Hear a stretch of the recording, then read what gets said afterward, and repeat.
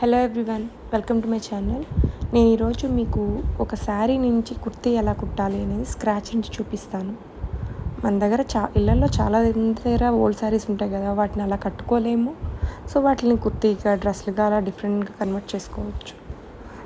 ఇవాళ అయితే నేను కుర్తీ చూపిస్తాను. ఫస్ట్ మనం కుర్తీ కుట్టడానికి ఒక 2 మీటర్స్ లైనింగ్ పడుతుంది. 2 మీటర్స్ లైనింగ్ తీసుకొచ్చుకొని 4 ఫోల్డ్స్ వేసుకోవాలి. వీడియోలో చూపిస్తున్నట్లు 4 ఫోల్డ్స్ వేసేసుకొని, మీ దగ్గర టేప్ ఉండి లేదా మీకు మెజర్మెంట్స్ తెలుసు అంటే కనుక కరెక్ట్గా టేప్ పెట్టి కొలుచుకోండి. లేదు అంటే మీది కరెక్ట్గా ఉండే మెజర్మెంట్కి ఒక డ్రెస్ తీసుకొని వీడియోలో చూపిస్తున్నట్టు సెంటర్కి ఫోల్డ్ చేసి అలా లైనింగ్ క్లాత్ మీద పరిచేయండి. పరిచేసిన తర్వాత మార్కర్ తోటి నెక్ దగ్గర, నెక్, షోల్డర్, ఆర్మ్ హోల్ అలా అంతా అలా మార్క్ చేసి ఒక లైన్ డ్రా చేసేసుకోండి. డ్రా చేసేసుకునేటప్పుడు మనం ఎలాగో డ్రెస్ తీసుకుంటున్నాము కాబట్టి ఆ మొత్తం ఖర్చుతో సహా డ్రా చేసేసుకోండి. కింద కట్స్ దగ్గర ఆల్రెడీ కట్స్ ఫోల్డ్ చేసి ఉన్నాయి కాబట్టి ఒక 1 ఇంచ్ క్లాత్ ఎక్స్ట్రా వదిలాను. అలా డ్రా చేసుకున్న తర్వాత దాన్ని కట్ చేసి పక్కన పెట్టుకోండి.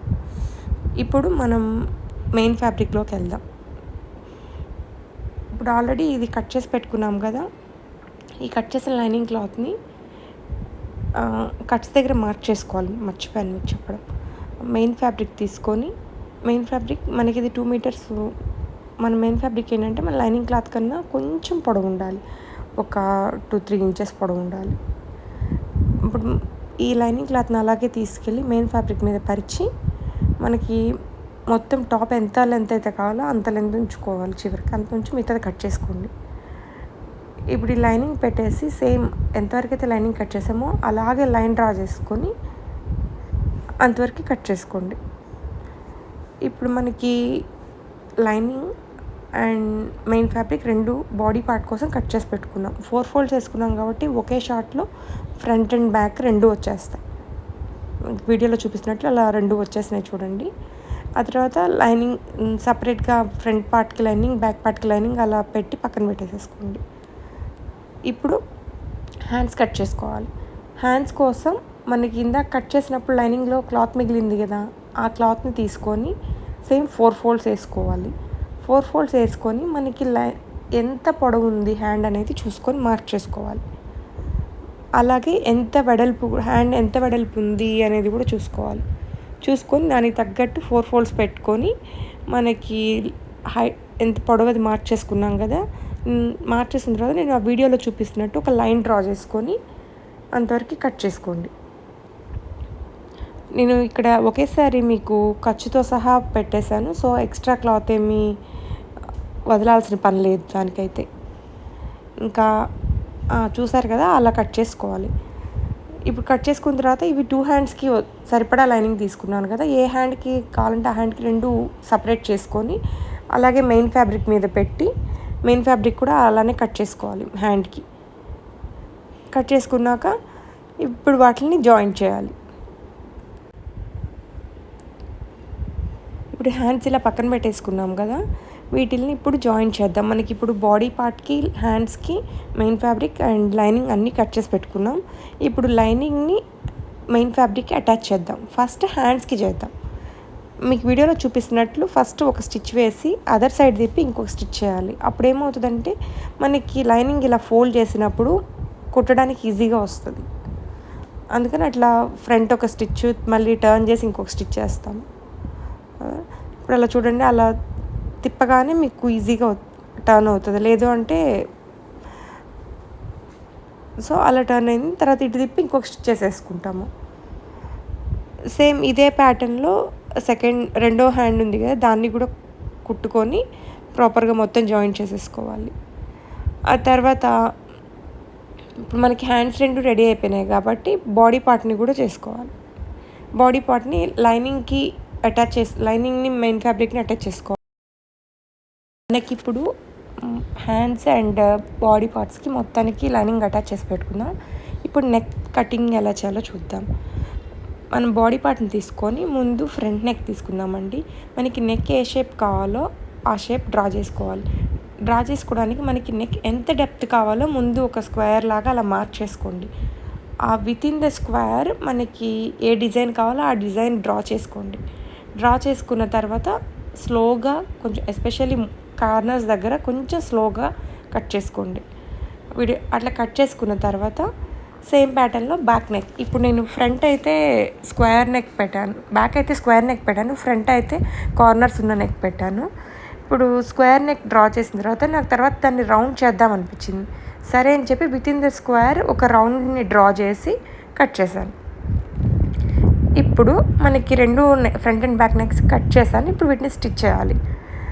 వీటిని స్టిచ్ చేయాలంటే ముందు ఆ లైనింగ్ని, మెయిన్ ఫ్యాబ్రిక్ని ఆ నెక్ దగ్గర అక్కడ కట్ చేసిన దగ్గర ఒక స్టిచ్ చేద్దాం ఫస్ట్.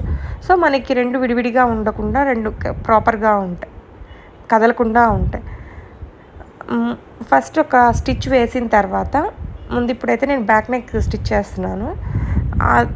ఇంకొకటి కార్నర్స్ దగ్గర స్టిచ్ చేసేటప్పుడు మనం కొంచెం స్లోగా నీడిల్ని కిందకి క్లాత్లోకి పెట్టి అప్పుడు ఫుట్ని మూవ్ చేయాలి. లేదంటే మనకి అక్కడ స్టిచ్ సరిగా రాదు, కొంచెం జిగ్జాగ్గా వస్తుంది.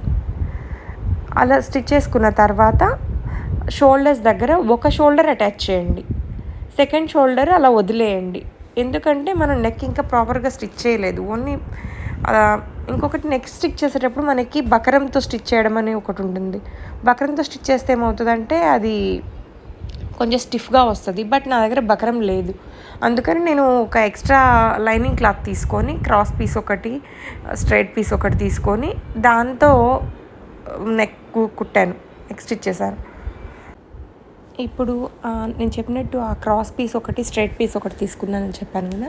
క్రాస్ పీస్ ఏమో రౌండ్ నెక్ కోసం, స్ట్రైట్ పీస్ ఏమో ఆ కార్నర్స్తో కుట్టిన నెక్ కోసం అండి, కార్నర్స్ ఆ స్క్వేర్ నెక్ కోసం. తీసుకున్న నెక్ పీస్ని ఎడ్జెస్ రెండు కలిపి ఒక స్టిచ్ చేశాను. అలా స్టిచ్ చేసిన తర్వాత దానిని మన డ్రెస్ మీద పెట్టేసేసి బ్యాక్ సైడ్ పెట్టి అటాచ్ చేసేసాను. అటాచ్ చేస్తే చాలా స్లోగా ఒక స్టిచ్ వేసాను. ఎస్పెషల్లీ నెక్ దగ్గర స్టిచ్ చేసేటప్పుడు కొంచెం స్లోగా చూసుకుంటూ వేయాలి, లేదంటే మనకి షేప్ అవుట్ అయిపోతుంది. అలా స్టిచ్ వేసిన తర్వాత మనం అక్కడక్కడ స్క్వేర్ నెక్ అయితే కార్నర్స్లో, అలా కాకుండా మనకి రౌండ్ నెక్ అయితే అన్ని చోట్లకు 1 ఇంచ్ గ్యాప్తో చిన్నగా కట్ పెట్టుకోవాలి. ఆ కట్ పెట్టుకునేటప్పుడు మనకి థ్రెడ్ కట్ అవ్వకుండా చూసుకోవాలి. థ్రెడ్ కట్ అయితే మనకి నెక్ దగ్గర చిరిగినట్లు వస్తుందండి. సో మీకు వీడియో చూపిస్తున్నాను కదా, అట్లా చిన్న చిన్న కట్స్ పెట్టుకున్నాను. అలా కట్స్ పెట్టిన తర్వాత అప్పుడు ఆ నెక్ పీస్ వేసాం కదా, దాన్ని కొంచెం గట్టిగా లాగి పట్టుకొని ఆపోజిట్ సైడ్కి వేసి ప్రాపర్ స్టిచెస్ వేయాలి. అలా వేస్తే మనకి నెక్ స్టిచ్చింగ్ అయిపోతుంది. ఆ తర్వాత ఇప్పుడు సెకండ్ షోల్డర్ని కూడా జాయిన్ చేస్తే సరిపోతుంది. ఇప్పుడు మనకి బాడీ పార్ట్ రెడీ అయిపోయింది, అలాగే హ్యాండ్స్ కూడా రెడీగానే ఉన్నాయి. ఇప్పుడు ఆ హ్యాండ్స్ని బాడీకి అటాచ్ చేయాలి. అటాచ్ చేసేటప్పుడు ఒకసారి కరెక్ట్గా చూసుకొని హ్యాండ్ సెంటర్లోకి పట్టుకొని ఆ సెంటర్ పార్ట్ మన షోల్డర్ దగ్గర, సెంటర్ పార్ట్ దగ్గర కరెక్ట్గా పెట్టేసుకోవాలి. అలా స్టిచ్ చేసేటప్పుడు పెట్టుకొని హ్యాండ్స్ని జాయిన్ చేసేసేయాలి. అలాగే మనకి సైడ్స్ స్టిచ్ చేయడం పెండింగ్ ఉంది, అలాగే సైడ్ స్టిచ్చెస్ వేసేసేయాలి కట్స్ దగ్గర. అది వేసేస్తే మన డ్రెస్ రెడీ అయిపోయింది. ఫైనల్గా నా టాప్ అయితే ఇలా వచ్చిందండి. మీకు కనుక వీడియో నచ్చినట్లయితే లైక్ చేయండి. ఇలాంటి మరిన్ని వీడియోస్ కోసం నా ఛానల్ని సబ్స్క్రైబ్ చేసుకోండి. Thank you for watching. Bye.